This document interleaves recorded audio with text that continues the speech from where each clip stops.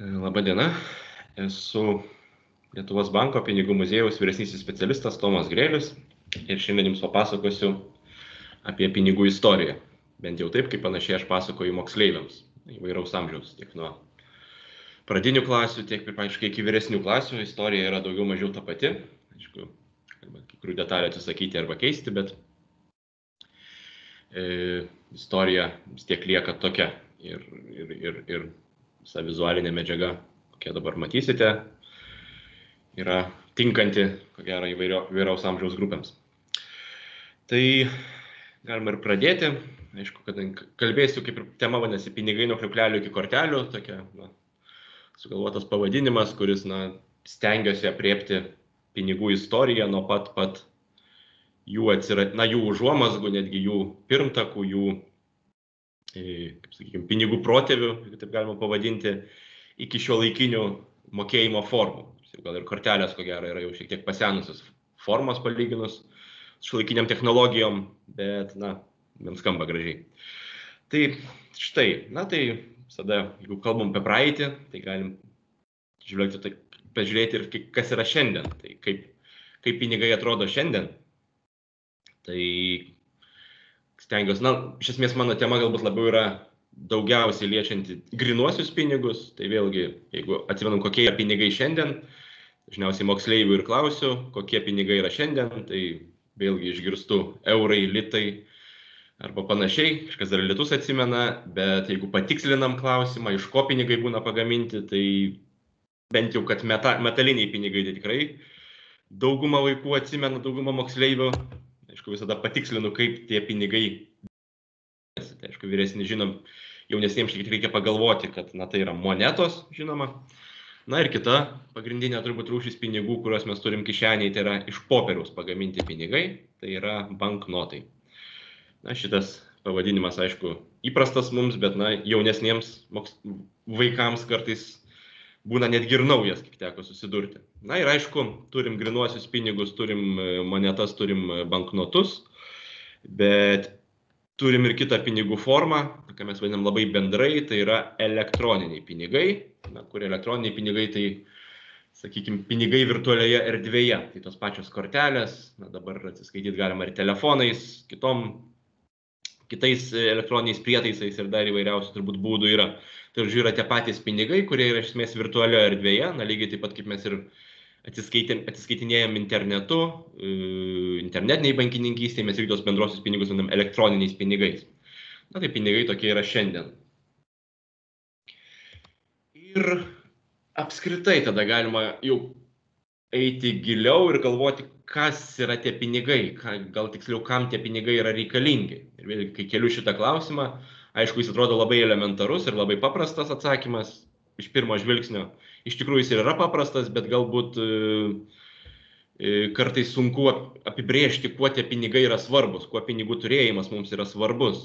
Tai iš esmės yra mokslininkų išskiriamos 3 pagrindinės pinigų funkcijos, kurios, irgi labai padiskutavus labai lengva jas atrasti, bet kasdien juos naudodamus galbūt ir nesusimastom, kuo tie pinigai mums yra tokie naudingi ir kuo jie apskritai yra ypatingi. Tai pinigai yra, sakykime, visų pirma, tai yra mainų priemonė, mainom, duodam pinigus ir už juos gaunam prekę arba paslaugą, tai vėlgi atėję iš seniausių laikų, ką greitai aptarsim, tie patys mainai, čia yra turbūt kiek žmonijos istorija, tiek tie mainai ir egzistuoja. Tik aišku, dabar jau įgauta tokia moderni pinigų kaip tarpininkų forma. Toliau kita funkcija būtų vertės matas. Čia tas turbūt dalykas, kur dažnai nesusimastom, kuo tie pinigai, šiandien, kokį patogumą mums suteikia. Tai iš esmės, kad mes primityviai kalbant, žinom prekių ir paslaugų kainas, ką be pinigų, arba turint tik tai mainus, primityvius mainus, natūrinius mainus būtų gana sunku nustatyti. Ir trečia funkcija, ką irgi darom su pinigais, tai pinigai yra kaupimo priemonė ir pinigus galima taupyti ir kaupti. Tai vėlgi yra tų kaupimo taupimų formų yra įvairiausių.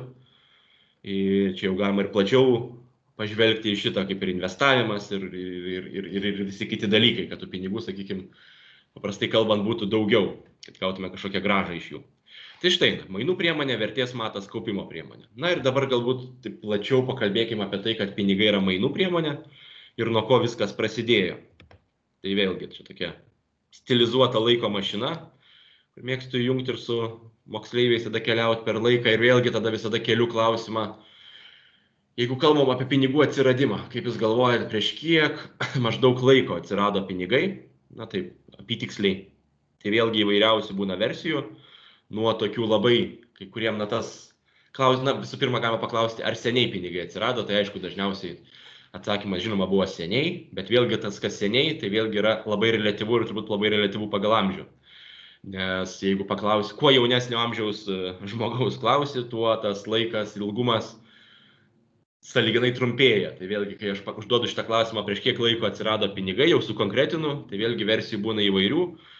Atsimenu ir vėl iš įvairių edukacijų ekskursijų šitą klausimą esu sulaukęs atsakymų ir 20 metų prieš. Na, matyt, kad jeigu vaikui yra 8 metai, tai 20 metų atrodo jau labai gili senovė. Na, aišku, jeigu ir vyresni, tai aišku ir ilgėja tas amžius, tai vėlgi esu girdėjęs ir prieš 100 metų, ir daugiau, ir prieš 1000 metų. Na, žodžiu, versijų yra įvairių ir vėlgi čia galima truputį padiskutuoti, kodėl, na, kokia situacija prieš 100 metų, kas prieš 20 metų. Nes, na, aišku, kad jau prieš 20 metų, pavyzdžiui, pinigai buvo tikrai jau, na, apskritai situacija buvo moderni ir, na, pinigai tikrai buvo tokie patys kaip ir šiandien. Prieš 100 metų, na, situacija galbūt irgi nebuvo ženkliai skirtinga. Bet iš esmės pradedu aš kalbėti nuo daug senesnių laikų, tai maždaug prieš 4000 metų, dar kol tų tarp pinigų nebuvo, tai prieš 4000 metų ir seniau vyko natūriniai mainai. Tai natūriniai mainai yra, na, paprasčiausias apsimainimas turimomis prekėmis. Tai vėlgi čia kaip yra pavyzdys šito, tokio, pavadinkim, filmuko, kad vienas, sakykime, medžiotojas iškeičia kailį arba kažkokį gyvūną su puodžium į puodą, sakykime. Taip, na tai iš esmės atrodo labai paprastas būdas. Iš esmės ir dabar jis galbūt teoriškai galėtų egzistuoti. Jeigu pinigų nebūtų, tai aišku jis ir egzistuotų. Na, mes turime įvairiausių daiktų ir mes juos galim mainytis. Bet vėlgi dabar yra toks jau dar gilesnis klausimas ir jau čia tokia jau galima ir giliau pamastyti, kodėl tie natūriniai mainai yra nepatogus, kuo jie yra, na, kodėl mes nebenaudojam, kodėl apskritai atsirado tie pinigai. Jeigu mes, na, iš esmės tas natūriniai mainai, sakykime, buvo sąlyginai patogus, tai galbūt nereikėjo nieko keisti ir naudoti tuos pačius. Bet jeigu imam gyvesnius pavyzdžius, na vėlgi įsivaizduojam šiandieninę situaciją ir įsivaizduojam, kad yra daiktai, nėra pinigų, juos reikia keisti. Na ir kaip visada pateikiu tokį elementarų pavyzdį. Paprasčiausia tokį, sakykime, na, jeigu aš turiu telefoną, na, šiuolaikinį išmanųjį, na ir tiksliau, galbūt mano kolega turi išmanųjį telefoną ir aš noriu jį gauti ir aš, pavyzdžiui, pasiūlau už tą telefoną paprasčiausiai obuolį. Tai vėlgi keliu tokį retorinį klausimą, ar tie mainai, na, yra logiški, ar tolygus. Tai aišku, tada jau atsiranda turbūt supratimas, kad, na, ko gero, nėra taip paprasta apsimainyti obuolį, sakykime, į telefoną šiais laikais. Na, lygiai ta pati situacija buvo ir prieš tuos 1000 metų. Tai iš esmės irgi yra tokios galbūt mano išskirtos pagrindinės problemos tų natūrinių mainų. Tai vat kokios jos yra. Tai visų pirma, tai vat ir jeigu imam vėl pavyzdį šiuolaikinį telefonas ir obuolys, tai aišku, kad jų vertė yra, na, akivaizdu, yra skirtinga. Tai vėlgi kaip šitame pavyzdyje, senovėje, jeigu kažkas siūlo duonos kepalą už karvę, tai irgi ko gero nėra labai tolygu. Tai iš esmės didysis nepatogumas esminis, kad, na, vertė yra nežinoma dažnai daiktų, na, kol kas dar nėra nustatyta ir dėl jos pastoviai reikia derėtis. Tai atima ir laiko, ir jėgų, ir, na, nėra iš tikrųjų patogus būdas keistis daiktais. Na, vėlgi toks elementarus pavyzdys, jeigu šiandien reikėtų keliauti į parduotuvę ir kiekvieną kartą su kasininkė ar pardavėja derėtis dėl kiekvieno daikto, na, tai atrodytų švelniai tariant juokinga. Kitas dalykas turbūt svarbus, kad ne visiems reikia tų pačių dalykų. Vėlgi, jeigu aš, sakykime, siūlau, vėlgi kaip šitam pavyzdį, noriu avių ir siūlau obuolių, na, sakykime, aišku, ne vieną obuolį, o sakau, kad, sakykime, vertę mes jau esam nustatę ir įsivaizduojam, kad, pavyzdžiui, avis yra verta kokių 2 maišų obuolių, čia taip tiesiog iš oro pasakiau tokį santykį, bet, sakykime, mes žinom, kad tokia vertė maždaug yra ir aš ateinu ir siūlau savo kaimynui auginančiam avis obuolius. Situacija gali tokia būti, kad tiesiog tam žmogui tų obuolių nereiks. Jam reikės visiškai kitos prekės, kurios aš galbūt neturiu ir man reikės jos ieškoti, įsigyti, kad aš gaučiau tą avį. Tai vėlgi atsiranda papildomų problemų, kad ne visiems reikia tų pačių dalykų ir ne visi turi tų dalykų, kurių visiems reikia.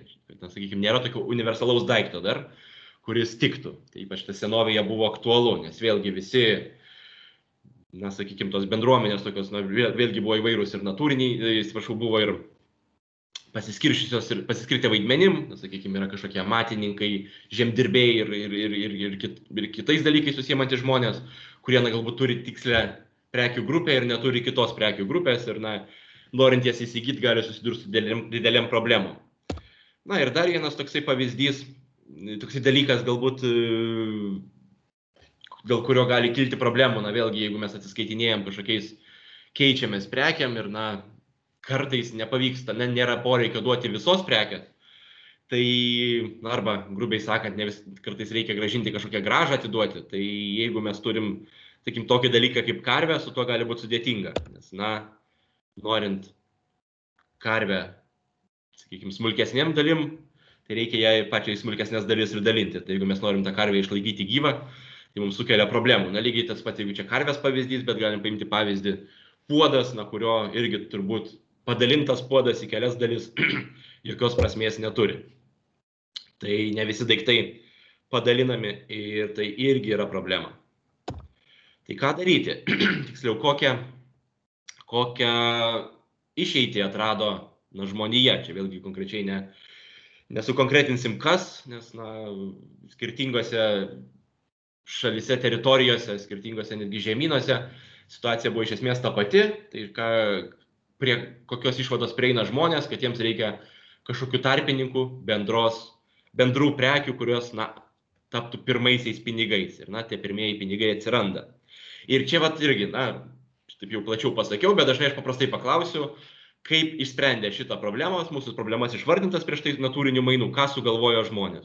Atsakymas dažnai labai būna teisingas, iš esmės, tai jie sugalvojo pinigus. Bet tada klausimas, kokie tie pinigai buvo, kai dar tų nei metalo, nei popieriaus, nei kitų tokių modernesnių, sakykime, medžiagų dar nebuvo. Tai ką naudojo žmonės kaip pinigus, kitaip sakant. Taip, tai atsiranda pinigai ir kaip jie atrodė. Tai vėlgi labai mano dažnas atsakymas būna čia iš moksleivių, kad, pirma mintis, kas šauna, ko gero, turbūt vėlgi iš vaikystės, jeigu žaidi parduotuvę kažkokią, tai jeigu naudoji pinigus, tai ką tu darai? Tu paimi akmenukų prisirenki arba lapelių, tas akmenukai gali būti kaip monetos, lapeliai kaip banknotai galbūt, ir dar dažnai kas nors pasako, pavyzdžiui, šakelės. Tai būna atsakymas, kad kas buvo pirmieji pinigai, tai dažniausiai, ir sakau, šitie atsakymai ir būna. Akmenukai, lapeliai, šakelės. Tai 95% šitą atsakymą išgirstu. Tai tada aš vėl keliu klausimą, ar tikrai tokie daiktai galėjo būti pinigai? Vėl įsivaizduokim situaciją, jeigu pinigai yra akmenukai, aš keliauju į turgų kažko įsigyti, galbūt nelabai tų akmenukų turiu, bet pakeliui eidamas, aš tų akmenukų tiesiog pakeliai prisirenku, nes jų visur mėtosi. Arba lygiai ta pati situacija, vasara, dabar jau vasara visi medžiai turi lapus ir tiesiog vėlgi einu ir pakeliui tų lapų prisiskabau arba šakelių prisilaužau. Ir grubiai sakant, tampu turtuolis ir ateinu labai turtingas į tą turgų. Tai klausiu, ar tokia situacija gali būti, ar įsivaizduojat, kad dabar einam ir tiesiog pinigų pakeliai prisirenkam. Jeigu jų nieks labai retai, ko gero, randam pamestus pinigus. Tai akivaizdu, kad šitie dalykai, jokie kaip pinigai, tai nes, jie nėra reti, jų yra praktiškai visur, jeigu, tai nėra kažkokie ypatingi lapeliai, sakykime, nežinau, ten auginami specialiai ir ruošiami ir tada kažkokie vertę turintis, bet jeigu kalbam apie paprastus medžių lapus, ar paprastas šakeles ir paprastus akmenukus, jokių būdų nebrangius, o tos įprasčiausius, tai jokių būdų tai pinigai negali būti, nes jie yra per dažni ir nieks jų nevertina ir jie tikrai negali būti pinigais. Tai dėl to aišku, kad žmonės pradėjo naudoti tuos daiktus kaip pinigus, kurie, turi vertę, sakykime, toj bendruomeniai. Kažkokioj konkrečioj visi yra sutarę dėl to daikto daugiau mažiau vertės ir žino, kiek jis yra vertas, kiek už jį galima gauti kažko kito dalyko.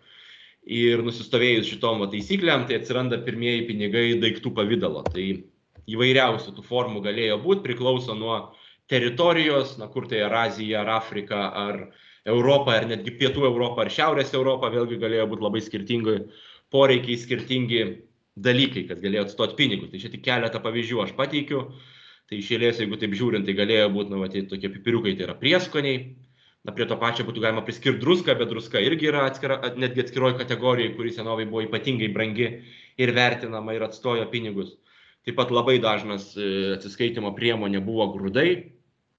Kai kuriuose kraštuose būdavo, kad tos grūdelius skaičiuodavo ir netgi ne tik tai svoris, bet ir skaičius grūdelių galėjo būti, toks irgi įdomi forma pinigų. Na, taip pat įvairūs produktai, sakykime, kaip čia atveju mėsa, bet tai gali būti ir maistas, ir kažkokie kiti produktai, patys gyvūnai, kurie galėjo būti patys gyvi, tai kaip ir sakau, ir juokauju, kad pinigai gali ir vaikščioti ir kalbėti kai kuriais atvejais. Taip pat kailiai, oda, sakykime, kaip tas pavaizduotas. Na ir paskutinis dalykas, šitoks gal nelabai aiškus, bet irgi labai svarbus žmonijos istorijai, bent jau vienam, na ir ne tik vienam, bet ir ne vienam kraštui, tai yra kriauklės. Kriauklės irgi labai ilgą laiką atstojo pinigus. Ypatingai tai buvo Kinijoje, aplinkinėse Kinijai teritorijose, Okeanijoje ir netgi Afrikoje, tai buvo pinigai kriauklytės. Dar truputį apie tai plačiau pakalbėsim. Na ir kokios bėdos yra su tokiais pinigais, tai vėlgi kelių klausimą visada, kas yra blogai su šitais dalykais. Na, kaip ir turim jau pinigus, yra daiktai įvairios prekės, skirtingose kraštuose skirtingos, tai kokios problemos iškyla su jomis, kodėl visgi jie nėra labai patogus, nors ir jau lyg ir pinigus atstoja. Tai vėlgi versijų būna įvairiausių. Kartais ir per sudėtingų, kartais ir per daug tokių. Na, bet čia iš tikrųjų labai paprasti elementariausi atsakymai, kuo tokie daiktai yra nepatogus, ypač jeigu mes giliau pasižiūrime kiekvieną daiktą, pamatom, kad kiekvienas daiktas turi kažkokių minusų. Tai pavyzdžiui, jeigu vėlgi paimtume kriauklytę, kaip ir kriauklės, yra patogu, kad jos nėra sunkios, jos nėra labai lengva neštis, nelabai sunku neštis. Jų galima gana daug prisikrauti ir gana jas lengva skaičiuoti, po to vėlgi mokėti, gražą gauti ir visą kitą, toks jau tikrai jau primenantį šiuolaikinius pinigus, bet turi vieną didelę problemą, jos yra labai trapios ir lūžtančios. Tai vėlgi ne tik tai su kriauklėm yra šitas pavyzdys, bet beveik su visais daiktais. Jie nėra amžini, bet kai kurie daiktai yra, trumpalaikiai, vėlgi gendantis produktai ir kaip sakau, ir tos pačios karvės ar gyvūnai irgi nėra amžini ir, kaip irgi pajokauju, taip dažnai sugenda, tai nelabai galima jų ilgai naudoti. Tai vienas dalykas, trumpalaikiai, lūžtantis ir daiktai ilgai nenaudojami. Kita problema, irgi labai paprasta ir elementari, tai vėlgi pavyzdys su karve, kaip čia pavaizduota. Jeigu norim keliauti su karve į tolimesnius kraštus, tai kaip aš juokauju, ant pečių užsidėjus karvę nėra labai patogu neštis, nes, vienas dalykas ir sunku, kitas dalykas karvė labai spardosi.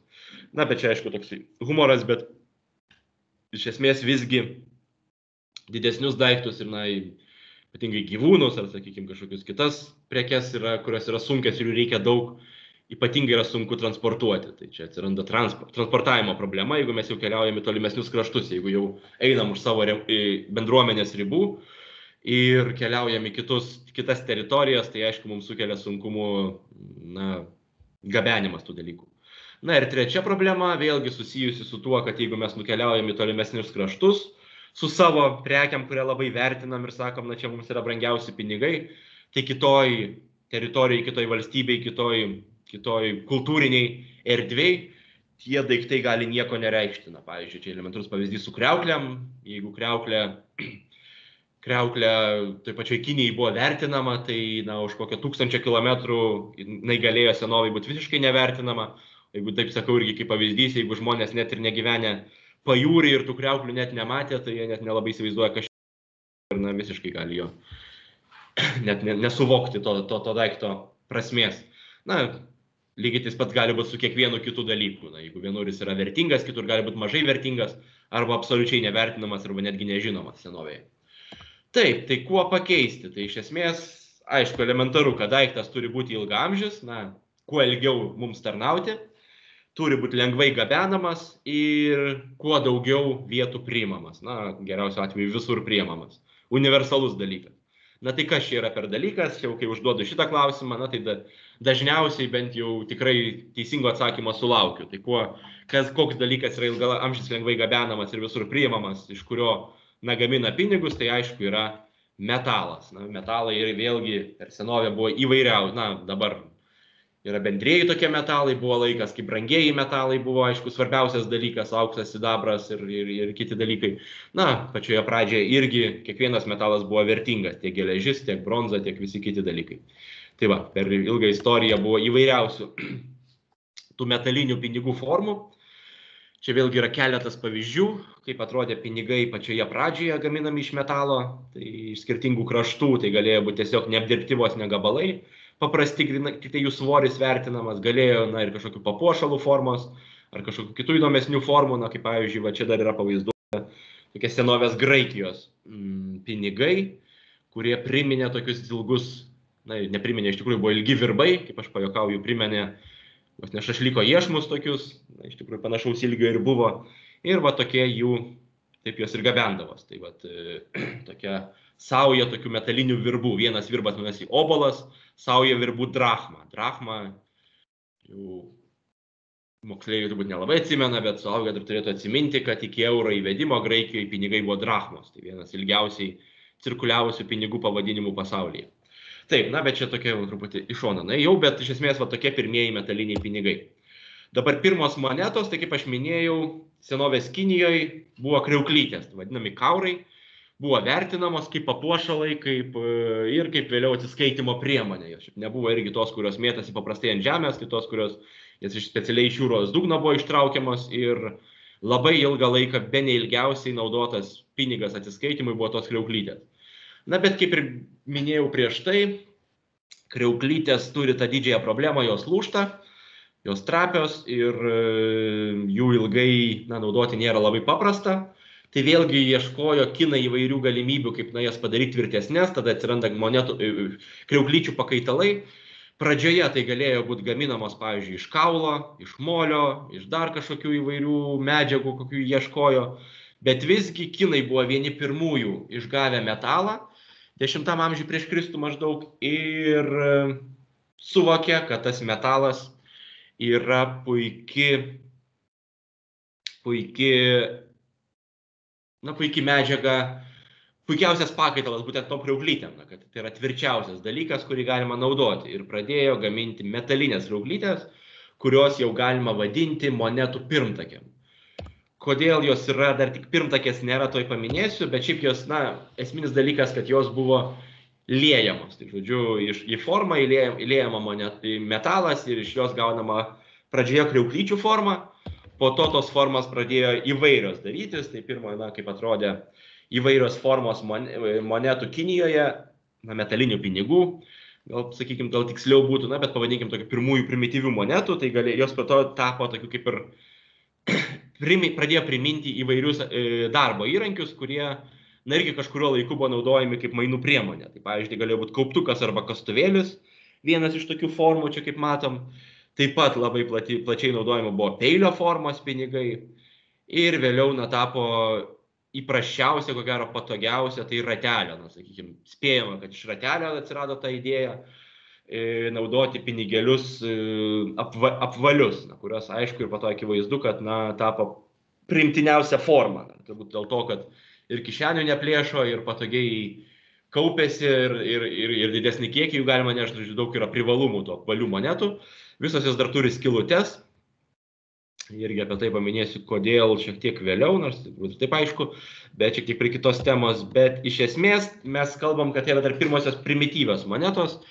Čia vėl gali kai kurie ginčyti, sakyti, kad tai visgi ne monetos ir galbūt iš dalies jie yra teisūs, dėl to aš noriu pabrėžti, kad tai yra primityvios monetos arba tų monetų pirmtakai. Kodėl jos nėra tikrosios monetos, nes tikrosios monetos atsiranda Graikijoje, senovės Graikijoje. Čia mes matom pirmųjų monetų pavyzdžius, maždaug 7 amžiuje prieš Kristų. Lydijos teritorijoje atsiranda pirmosios monetos. Tai vienas svarbesnių dalykų, kad jos jau, jeigu Kinijoje jos buvo gaminamos iš pigaus, na, iš bronzos liejamos, tai sakykime, sąlyginai pigaus metalo. Tai Graikijoje jau buvo pradėti naudoti brangieji metalai, sidabras, auksas arba jų mišinys šitų metalų. Bet esmė yra ir tai, kad tai yra brangus metalai, bet dar kodėl, aš taip išskiriu, kodėl tai yra tikrosios monetos, būtent Graikijoje, nes jie atranda jau modernų tų monetų gamybos būdą. Tai kas yra išlikę tiek gamybos būdą, tiek ir monetos formą ir išvaizdą. Tai kodėl, ką būtent graikai sugalvojo, tai iš esmės 3 pagrindinius dalykus. Tai vienas dalykas, kad monetos yra paveiksliukai atsiranda paveiksliukai ant monetų, vienas dalykas, ir tie paveiksliukai yra vaizduojami ant abiejų pusių, bet dar svarbus dalykas, kad atsiranda pats monetos gamybos būdas, tai yra tas, kuris yra šiandien, tai yra monetos yra kalamos. Tai kaip aš sakiau, Kinijai buvo liejamos iš formos, Graikijoje forma yra pradžioje išliejama, pagaminama ir tada kalama ir atsiranda paveiksliukas, netgi tiksliau 2 paveiksliukai iš abiejų pusių. Taip, tai va, tai pagrindinės, sakykime, tikrų monetų tokios savybės, tai kad jos yra dvipusės, kalamos ir turi paveiksliukus, tai čia viskas aišku. Kaip keitėsi pats kalimas, tai va, jeigu senovės Graikijoje, tai viskas aišku vyko rankomis ir, na, pavaizduotas primityviausias turbūt būdas, kai mes turim formą, 2 štampus, sakykime, netgi 2 žmonių pagalba. Tie štampai yra uždedami, tarp jų yra ruošinukas padedamas tuščias ir gaunama, na, kažkoks paveiksliukas. Aišku, jeigu yra viskas daroma tik tokiu būdu, tik tai grinai rankomis, tai kokybė tų monetų nėra pati geriausia. Na, tai taip, bet iš esmės noriu dar paminėti, kad pats monetos gamybos procesas, iš esmės, kuris yra ir šiandien, įsivystė maždaug viduramžiais, Graikijoje buvo šiek tiek kitoks, ten truputį kitaip tos eiliškumas tas procesas vyko, galbūt, bet nedetalizuojant, bet čia mes jau esam, sakykime, viduramžių monetų kalyklai ir čia mes matom, aš taip sužymėjau eiliškumą, kaip atrodo tas, jeigu tai būtų be tų numeriukų, būtų gana sunku suprasti, kas čia vyksta. Tai, bet jeigu taip, sakykime, demonstruoju moksleiviams, tai vėlgi klausiu, ką tie numeriukai reiškia. Tai vėlgi taip dabar negaliu garsiai paklausti, bet įsivaizduoja, na, aišku, akivaizdu matosi, kad pirmas numeris. Tai žodžiu, čia yra pavaizduota, kaip iš eilės yra gaminamos monetos. Vėlgi, galbūt be tų smulkesnių detalių, bet esminiai procesai. Tai pirmas numeris. Tai va, dažnai aš kai paklausiu moksleivių, kas čia yra tas pirmų numerių pažymėtas, čia yra tas po kairę pusę, tokia anga. Tai irgi dažnai sulaukiu atsakymą, kad čia yra langas. Tai tada aš pajokauju, tai turbūt pradžioj, padedant gaminti monetą, viską reikia išmesti per langą. Tai žodžiu, toksai, bet aišku, tai nėra tiesa, čia labiau toks juokas. Iš esmės jo, esminis klausimas, ko mums reikia pradžioje gaminant monetą. Na, prieš dar tą, nežiūrint į tos numeriukus, ko mums reikia gaminant monetoms. Tai aišku, reikia metalo. Ką reikia padaryti su to metalo, jeigu mes turim skirtingus gabalus, tai čia va to pirmo numerio yra pavaizduotas, tai yra pavaizduotas pirmasis etapas, ką mes darom su metalu, neapdirbtų ir grinoja to metalo pavidalu, tai yra krosnis. Mes dedame metalą į krosnį ir jį lydome. Tai žodžiu, vyksta lydymo procesas, kad mes gautume vientisą metalo lydinį, iš kurio jau galėtume gaminti, na, jau monetas be jokių tenai keistų formų ar kažkokių priemaišų ar dar kažko, kad būtų vientisas metalo lydinys. Tai aišku, jeigu kalbam apie viduramžius, tai tas procesas buvo bene ilgiausias, tas etapas buvo bene ilgiausias šiame procese, nes lydimas buvo primityviom formom, malkom kūrenamose krosnėse, su specialiom dumplėm, kur pučiamas oras, kad palaikytų. Tai žodžiu, prie tos krosnės reikėdavo sėdėti kokių 12 arba ilgiau valandų, kad, na, tą metalą išlydyti. Tai iš tikrųjų buvo ilgas ir varginantis procesas. Tai va, išlydom, gaunam metalo lydinį, tai sakykime, grubiai sakant, sakykime, tokia metalo plytą, kurią, na, paimam ir, na, iš jos mums reikia gauti monetą. Dabar, kaip ta moneta yra gaunama, tai čia yra antras, kaip yra prieinama prie tos monetos, yra antras numeris, tai sėdi žmogus, viskas vyksta rankomis, tą metalo plytą, metalo lydinį plonina rankomis. Tai, žodžiu, daužo, grubiai sakant, tą metalo lydinį, kol jis tampa toks plonas, koks, na, maždaug yra monetos storis. Tai iš tikrųjų vėlgi yra ilgas, kruopštus ir sudėtingas procesas, etapas. Tai va, ir gaunam tokia tada jau rankomis padarom tokią metalinę skardą. Ir tada jau 3 numeriu pažymėtas žmogus iš tos skardos iškarpo skrituliukus, na, monetos dydžio reikalingus, tai vėlgi yra tikslus darbas, na vėlgi, jeigu tai vyksta rankomis, tai, na, akivaizdu, kad, na, vis tiek, nors ir kiek idealo siekia, na, aišku, nei ta skarda buvo vienodos storio, na, vis tiek, sakykime, jau tokio idealaus storio turbūt rankomis negausi, tiek ir tos formos, jeigu tai pažiūrėtume pirmasias tų viduramžių monetų formas, na, jos tokios nėra jau idealaus apskritimo, tai įvairių, na, bet iš esmės, aišku, buvo akcentas dedamas į tos monetos svorį. Na, vis tiek tais laikais priklausė, kiek toje monetoje yra metalo, tiek ta moneta ir buvo verta. Bet aišku, tas formas tenktas išlaikyti. Tai va, tai 3 numeris iškarpo skrituliukus, na ir 4 jau tas jau, sakykime, paskutinis etapas yra, tai pinigų kalėjas, žodžiu, sėdi, turi 2 štampus, tarp štampų įdeda jau tą rošinuką paruoštą iškirptą ir kala rankomis ir gauna iš karto 2 pusės. Moneta tampa iš karto 2 pusė, na ir 5 numeriu jau pažymėtas žmogus, sakykime, sėdi, taip neaiškiai matosi. Šalia yra svarstyklės, na ir su svarstyklėm yra pagrindinis patikrinimas, ar monetos ta vertė atitinka. Na, jeigu, sakykime, yra brangesnės, tai negu jos turėtų būti, tai šiek tiek ko gero yra apkarpamos, jeigu per pigios, ko gero vėl perlydamos, na, jeigu ta vertės neužtenka, ko gero vėl perlydamos ir gaminamos iš naujo, nes, na, visgi ir viduramžiais jos buvo, na, tas kalimas buvo reglamentuojamas karaliaus, prižiūrimas ir na, visas standartas kažkoks tų monetų turėjo būti. Tai va, tai tokia senovė, viskas vyksta rankomis, aišku, kaip ir bekalbant pasakiau, na, kad jų vis tiek rankomis ir tas, na, ir jėgų daug atidedi ir aišku atiduodi ir aišku ir monetų išvaizda, kokybė tikrai nėra aukščiausios klasės. Tai aišku, vėliau atsiranda 15-16 amžiai atsiranda prietaisas, kuris vadinasi mechaninis presas. Tai čia toks pavaizduotas jau ko gero prieš 100 metų, bet aišku, jis buvo naudojamas gerokai seniau. Tai toksai didžiulis prietaisas su sraigtu per vidurį, kuris, na, spaudžia, sakant, metalo rašinuką ir ant jo jau gražiai, tvarkingai, jau ryškiai ir tiksliai uždeda reikalingą mums paveiksliuką. Taip, bet tiek šitie etapai, tiek va šitas dalykas mums yra svarbus iki šiandien, nes aišku, tas mechaninis presas pradėjo keistis, atsiranda garų varomos mašinos, elektra varomos mašinos. Na ir šiandien jau turim lygiai tokius pačius presus, tik aišku jau nebe rankomis, o jie yra mechaniniai elektroniniai, žodžiu, presai, jau kurios, na, valdo mašinos, o ne rankos. Tai vėlgi, jeigu pažiūrėtume, kaip monetos yra gaminamos šiandien, taip suprastume, kodėl aš taip kruopščiai kalbėjau apie tą viduramžių visus tos etapus, nes iš esmės tie etapai nėra pasikeitę. Tai vat vėlgi, jeigu aš prieš dar pradedant kalbėti apie šiandien, aš paklausiu vėlgi moksleivių, ar manot, ar visi šitie etapai yra pasikeitę. Tai aišku, visi sako taip, nes, na, nieks tik rankom jau visko nebedaro, tai aš sakau taip, būdas yra, bet ar visi tie etapai yra pasikeitę. Ir jeigu taip giliau pagalvojam, suvokiam, kad ne, viskas yra išlikę ir iki šiandien, tik aišku, rankų jau reikia gerokai mažiau.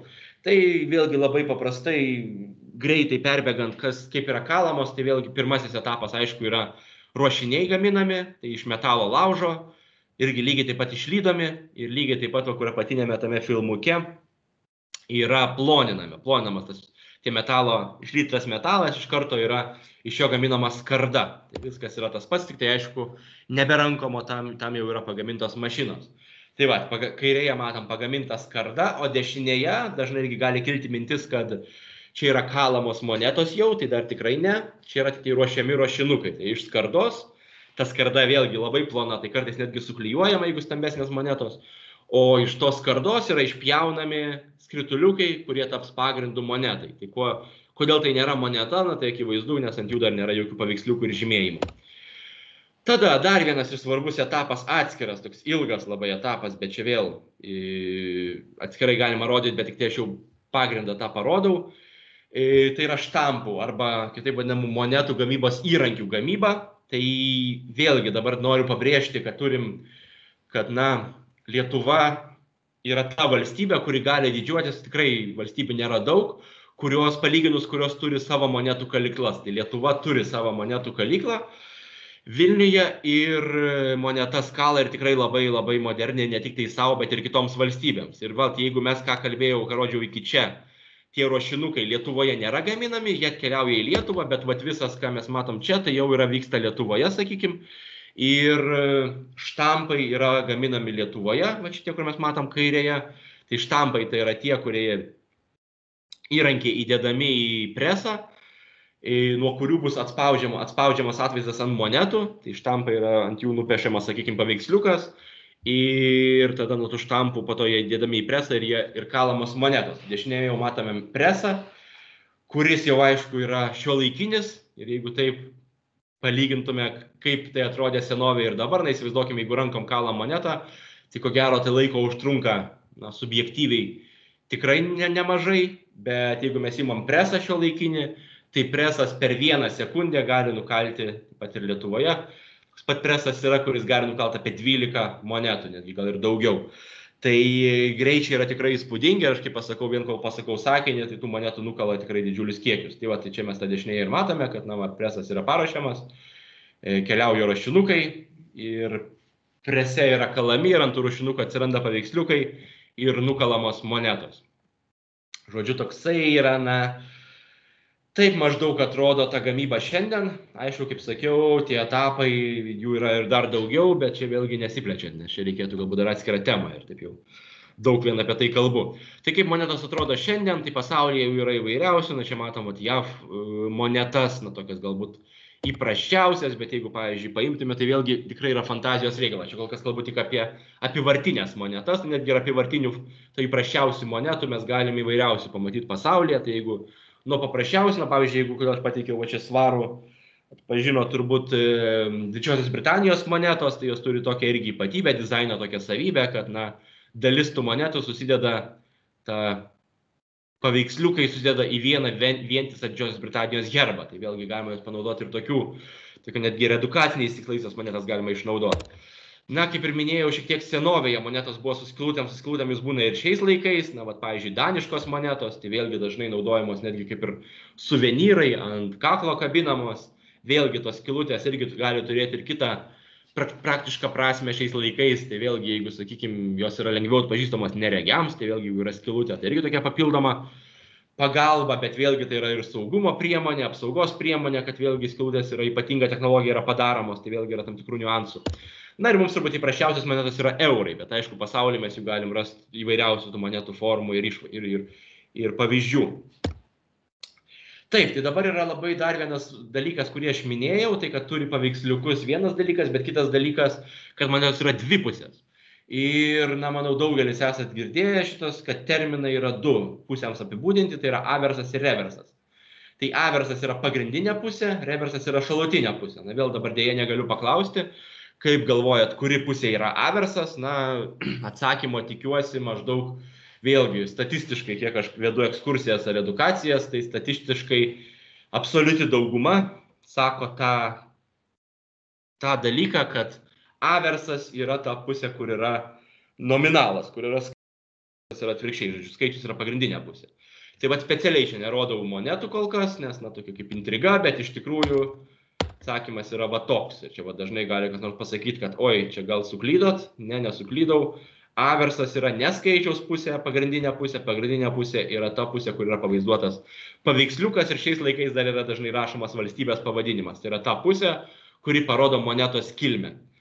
Skaičius yra tik, sakykime taip, šalutinė pusė, nors aišku mes į ją žiūrim kiekvieną dieną būtent į šitą pusę ir mums aktualiausia yra reversinė pusė, na, kaip ir keistai neatrodytų. Tai va, tai iš tikrųjų yra toksai dalykas, kurį dažnai žmonės įsitikinę yra, kad yra priešingai, bet iš tikrųjų atsakymas yra va toks. Dabar, kodėl aš čia parodžiau litus, o ne eurus, nes eurai, na, irgi turi aversą, reversą, tik tai mes dabar, na, oficialiai yra terminai šiek tiek pakeisti. Nebevadinam aversais ir reversais, ta pusė, kur yra su paveiksliuku, tai yra nacionalinė pusė, nes, na, kiekviena valstybė deda savo paveiksliuką, o bendroji pusė, o kita pusė, kadangi yra visose šalyse yra vienoda, tai ji vadinasi bendroji pusė, na, čia tokia terminologija. Na ir kas vaizduojama ant eurų monetų, kaip aišku, yra daug euro valstybių, eurozonos valstybių, kurios kiekvieno turi savo atvaizdus, visur tas monetos galioja, aišku. Jeigu dabar paimtume piniginę ir išbertume, pažiūrėtume, ką ten turim, kokios ten monetos yra, tai vargiai ar visos būtų lietuviškos, visos būtų su vyčiais. Tai va, tai čia įvairiausių tų atvaizdų gali būti ir herbų, ir portretų, ir statinių, ir augalų, ir gyvūnų, ir kas tik nori, vėlgi nesiplečiant. Ir dar vienas dalykas svarbus, kad šiais laikais monetos yra, dar jas galima įskirstyti į kelias rūšis. Na, jeigu taip imam konkrečiai eurų monetas, tai 3 yra rūšis monetų, su kuriuom galim susidurti. Tai aišku, visų pirma yra apyvartinės monetos. Tai vėlgi, kai paklausiu moksleivių, ypatingai jaunesnių, ką reiškia apyvartinės monetos, tai dažnai irgi įvairiausių atsakymų sulaukiu. Tai sako, tos monetos, kurios vartosi, tai kad turi 2 pusės. Tai, na, iš dalies gal ir teisinga, bet na, ne visai apyvartinės monetos, aišku, yra tos, kurios yra apyvartai. Tai yra kasdien naudojamos įprasčiausios monetos.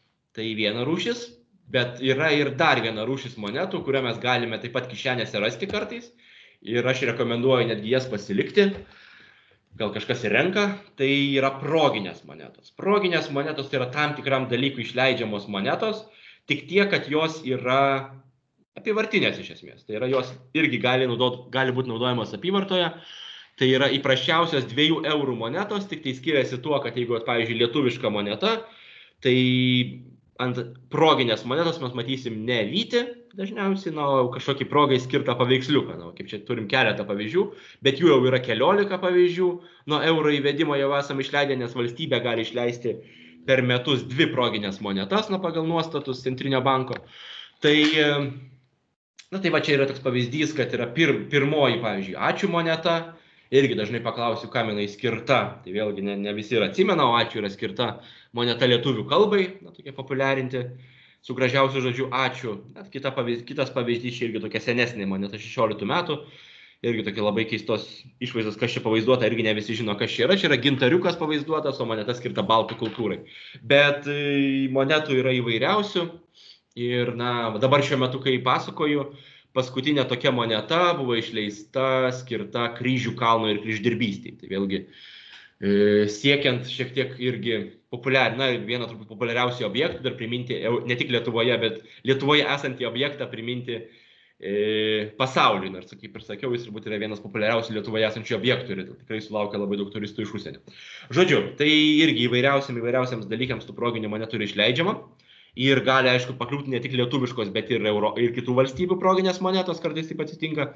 Tai jos galima tiesiog išleisti už tą patį nominalą, bet galima ir pasidėti ir na, pasilikti, kolekcionuoti, tikėti, kad na, galbūt ateityje tų monetų vertė išaugs, arba tiesiog pasilikti kaip brangų atminimą.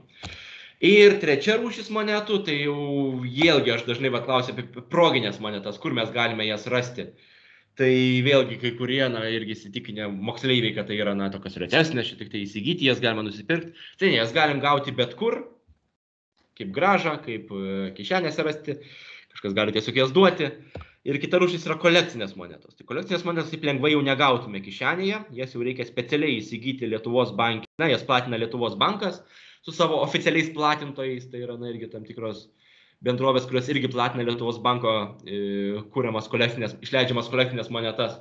Tai kolekcinių monetų ypatybės yra tos pagrindinės, kad na, jos jau yra neįprastos tuo, kad jos yra iš brangaus metalo, tai auksas sidabras dažniausiai, na, bent jau lietuviškose naudojamos. Jos jau turi ypatingą dizainą ir jos jau yra skirtos jau konkretiem labai dalykam, tai vat, ar kažkokiem žmonių ar įvykių jubiliejam, ar šventėm, kaip čia yra pavaizduota, ar netgi gyvūnams ypatingiams, arba dar kažkokiem dalykam, tai tikrai tik tai fantazijos reikalas. Tų monetų na, Lietuvoje, kiek žinau, yra išleidžiama iki 10 tokių kolekcinių.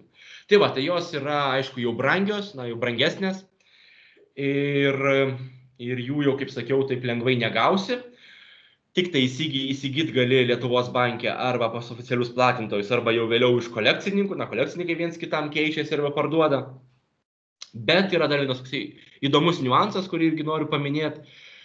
Dažnai visgi teoriškai mes jas galim gauti ir netgi jomis galim atsiskaityti viešoje erdvėje. Nes pagal įstatymą kolekcinėmis monetomis jos toje valstybėje, kurios yra išleidžiamos, jos gali būti traktuojamas kaip atsiskaitimo priemonė. Bet yra vienas toksai dalykas, kad na, kiekviena moneta, aišku, turi nominalą, bet ant kolekcinių monetų tas nominalas tikrai netitinka vertės. Na, tiesiog užrašomas simbolinis nominalas, va kaip čia matom, ant pirmos monetos yra užrašyta 50 eurų, bet šita moneta yra auksinė ir akivaizdu, kad jinai tikrai nekainuoja 50 eurų. kainuoja gerokai brangiau. Bet teoriškai mes galim su tą monetą nueiti į parduotuvę, duoti ją ir sakyti, aš noriu įsigyti, bet įsigysim tik už 50 eurų. Ir pardavėjas privalo ją priimti. Čia, aišku, toksai yra įstatyminis dalykas, kurį turbūt realybei labai retai pasitaiko, ir vargu ar būtų protinga taip daryti. Tai turbūt, jeigu tu taip atsiskaitinėjai, tai tau naudos jokios nėra, o tam pardavėjai visai čia ir pelną galima pasidaryti. Tai aišku, nieks, labai, manau, reti atvejai, kai tai pasitaiko, bet teoriškai taip gali būti. Gerai, ir dabar dar vieną greitai prabėgam vieną temą. Vėlgi laiko mašina, keliaujam toliau, grįžtam vėl į Kiniją, tik šiek tiek jau vėlesniais laikais nekalbėjau, tai maždaug prieš 1000 metų Kinija. Ir kaip jau kalbėjom, kinai naudoja metalinės monetas, jos turi skylutes reikalingos tam, kad jas būtų galima susiverti. Tik problema monetų, kaip aš irgi jau esu užsiminęs jau šitą pasakėjimo metu, kad monetų vertė, monetas yra gaminamas iš pigesnio metalo ir jų vertė yra labai, nedidelė. Tai vėlgi jų reikia prisirišti tikrai nemažai ant tos virvutės ir kaip taip pajokauju, netgi tokią kaip monetų dešrą padaryti, kaip čia pavaizduota, ir jas gabentis tada kažkaip užsidėjus ant kaklo, ant peties, ant diržo užsirišus ar dar kažkaip, kas aišku nėra patogu. Arba tiesiog primityviai nešiotis maišuose, jeigu tu esi kažkoks prekeivis, pirklys ir tu pinigų, su grinais pinigais dirbi daug, tai aišku sukelia labai didelių nepatogumų. Tai kinai pradėjo ieškoti kažkokių galimybių, kaip išspręsti šitą problemą, kad tokie pinigai nebūtų sunkus. Ir kinai yra garsus tuo, garsus aišku daug ko, bet irgi garsus nemažai žmonijai reikšmingų išradimų. Ir vienas svarbiausių išradimų turbūt, kuo kinai didžiuojas, ir ko pasaulis yra dėkingas kinams, tai kad kinai išranda popierių maždaug prieš 1000 metų. Ir ant popieriaus, aišku, rašo, paišo, naudoja įvairiems dalykams, išranda ir tą patį aitvarą, kurį daro iš popieriaus, ir dar įvairių dalykų. Bet esmė, kad jie suvokia, kad pinigai gali būti ne tik metaliniai, bet jie gali būti ir gaminami iš kitų medžiagų, jeigu, toks bus bendras sutarimas, kad ta medžiaga gali būti irgi pinigas. Tai ir tokiu būdu atsiranda popieriniai pinigai, kinai pradeda gaminti popierinius pinigus, pirmieji pasaulyje. Ir netgi tos popieriniai pinigai yra tokie lengvi lyginant su metaliniais, kad netgi jeigu, kaip pasakojama, jeigu tiesiog paprastai papučia vėjas, tie pinigai išsisklaido po visą svietą, taip sakant, ir netgi jie turėjo tokią pravardę, juos netgi vadino skraidančiais pinigais. Tai tokie pinigai netgi ir skraidė pas juos. Bet dabar irgi labai svarbus yra niuansas, nes aš irgi labai dažnai dar kartą paklausiu, vėlgi, kai pasakoju gyvai apie šitą dalyką, kaip mes vadinam popierinius pinigus šiandien. Dar kartą, nors jau minėjom tą dalyką, bet dar kartą.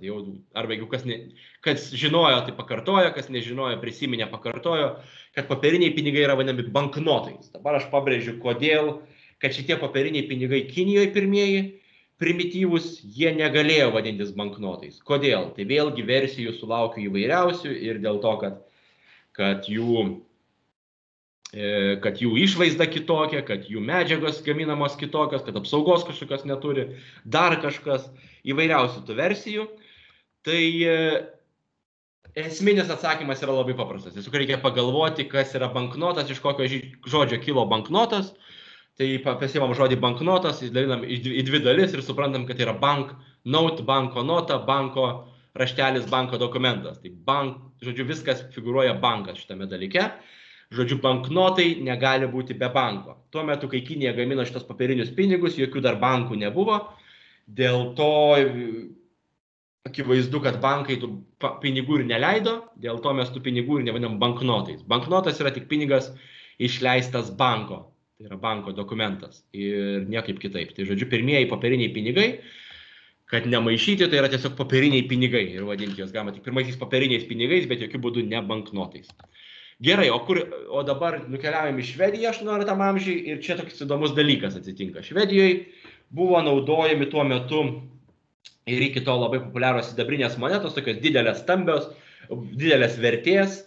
Jeigu mes Lietuvoje vadintume taleriais, Švedijoje tiesiog buvo vadinami daleriai. Tai iš esmės ta pati moneta, tiesiog kitų pavadinimų šiek tiek.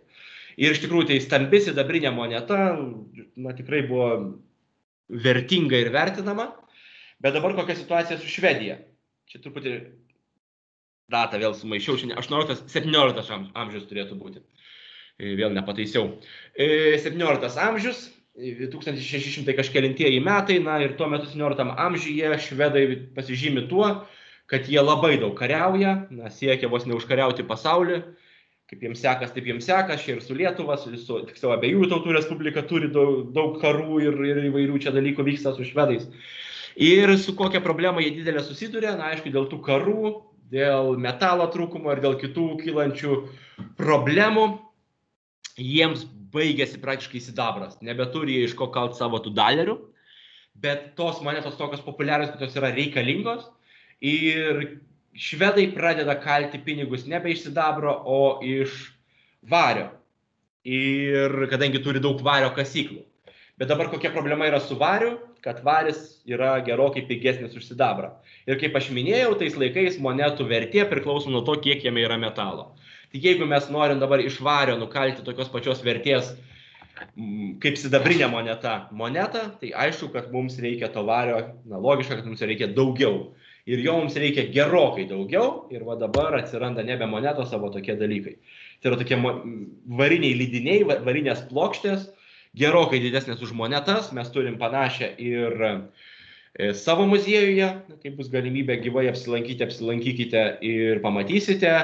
Mūsų turima moneta, na moneta tiksliau sidabrinė varinė švediška dalerio plokštė, jos svoris yra beveik apie 2,5 kg. Tai įspūdingas svoris, bet tai ne pats didžiausias. Pats didžiausias Švedijoje, na vis gilėjant tai krizėms ir nuvertėjant pinigams, tų variniai pinigai irgi didėjo ir jie galėjo sverti net iki 20 kg, o gabenami jie buvo taip. Tai arba vežimuose žiemą rogėse, arba tiesiog ant pečių užsidėjus kaip kuprinę, keliaudavai užsidėjęs keletą tų monetėlių nedidelių ant pečių. Kaip aš juokauju, kaip ir yra pliusų su tokiais pinigais. Vienas dalykas, tokį pinigą, tu jeigu nešiesi tokio pinigo niekada nepamesi, jeigu pamesi, tai pajausi, kaip jisai nukrenta. Kitas dalykas, jeigu kas nors nesąžiningai norės iš tavęs tą pinigą pasisavinti, na, grubiai sakant, užpuls norės atimti, tai man atrodo tokia ir labai nebloga gynybos priemonė. Tiesiog nusijami, panaudoji kaip skydą, po to duodi per galvą ir, na, lieki sveikas ir pinigus dar išsaugai. Bet aišku, čia yra humoras, na, švedams tai jokių būdų nepatiko, tai nebuvo labai patogi pinigų forma. Na ir Švedijoje 17 amžiaus viduryje buvo įsteigtas pirmasis karalius įsteigė pirmąjį centrinį banką pasaulyje, tai yra tokį, na, valstybės banką, kuris jau užsiema pinigų emisiją, pinigų leidimu. Ir tas centrinis bankas, na, pradžioje vadinosi Stokholmo bankas, vėliau persivadino į Švedijos banką, žodžiu, pakeitė formą. Bet iš esmės nesudaro, tai pirmasis bankas pradėjo spausdinti pirmuosius banknotus. Pirmieji banknotai atsiranda Švedijoje, kurie atrodė, nu, kaip matom dešiniai, taip maždaug ir atrodė pirmasis banknotas. Aišku, pirmieji banknotai, po to, aišku, jie pradeda tapti populiarūs, aišku, jie visi yra padengti kažkokiais vertybiniais, na, kažkokiamis vertybėmis, brangiuoju metalu. Na, tuo metu, aišku, buvo susijęti su, sakykime, to brangiųjų metalų, jeigu, sakykime, esi savininkas, turi kažkokią aukso atsargas, tu saugai tame banke, tau bankas duoda kaip pakaralą šitą banknotą, kurį tu galėjai naudoti. Tai va tie pirmieji papiriniai banknotai ir buvo labiau kaip dokumentai ir jie buvo labai primityvios išvaizdos formos. Tai tiesiog buvo vienpusiai, paprastais jokių spalvų neturėjo, paprasto popieriaus ir netgi ranka buvo užrašomi nominalai, parašai dedami ir dar kažkokios detalės buvo užrašomos rankomis. Aišku, jie vis toliau ir to labiau populiarėjo visame pasaulyje. Ir, na, kuo tampa populiaresni, tuo jos tampa lengviau padirbinėti, na, atsiranda didesnis noras juos padirbinėti. O papirinius pinigus, na, aišku, ypatingai tokius paprastus tikrai nėra labai sudėtinga padirbti. Dėl to, na, aišku, jie pradeda po to keistis ir atsiranda ir spalvos, ir jie tampa ir dvipusiai, ir dar įvairiausių apsaugos priemonių atsiranda. Jie tobulėja. Tai kaip banknotai yra gaminami šiandien, tai vėlgi nežinau, žinot, kas ne, vėlgi, kai paklausiu, iš ko gaminamas popierius, dažniausias atsakymas yra iš medžio. Tai jeigu iš medžio mes gamintume popierių banknotam, tai nelabai ilgai galėtume tos banknotus naudoti.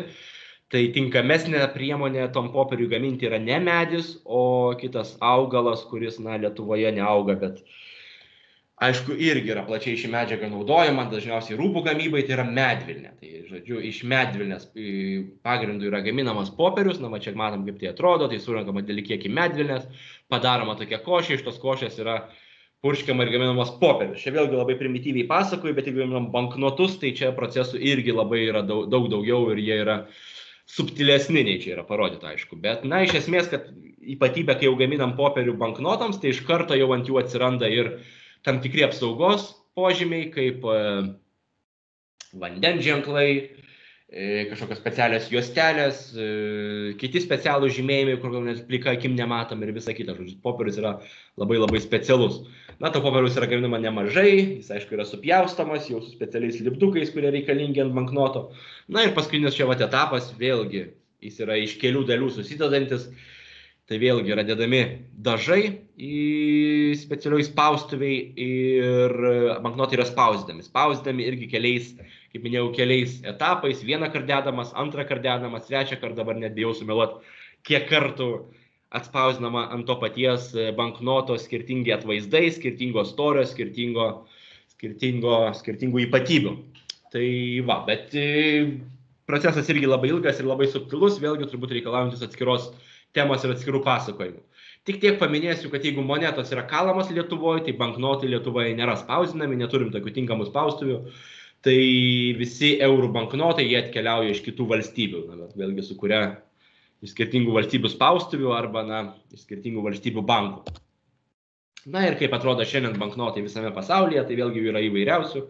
Tai gali būti ant jų vaizduojami ir žymus žmonės, ir nežymus žmonės, ir gyvūnai, ir augalai, ir įvairios vertybės. Ir, jeigu imtume eurų banknotą, tai ant eurų mes galim matyti, va to ir pažiūrėsim ką, tai kuo skiriasi vienas banknotai nuo kito. Tai vėlgi aš dažnai paklausiu, kuo skiriasi banknotai skirtingose valstybėse vienas nuo kito. Tai jeigu vėl sulaukiu iš moksleivių įvairiausių versijų, tai kad sako, ant skirtingų eurų banknotų skirtingi žmonės yra vaizduojami, tada aš paklausiu, kokie žmonės ant eurų yra vaizduojami. Nelabai yra ten tų žmonių, neskaitant ten vandens ženklo tokia mergina pavaizduota, bet nieko bendro neturinti su kažkokia realia asmenybė. Kuo dar gali? Gal kažkokie skirtingi pastatai, tada kažkas atsimena, kad yra pastatai vaizduojami. Tada klausiu, žymus, sakykime, žymus skirtingų šalių pastatai. Sakau, kokie žymus lietuviški pastatai yra ant eurų banknotų. Vėl nelabai atsimenam.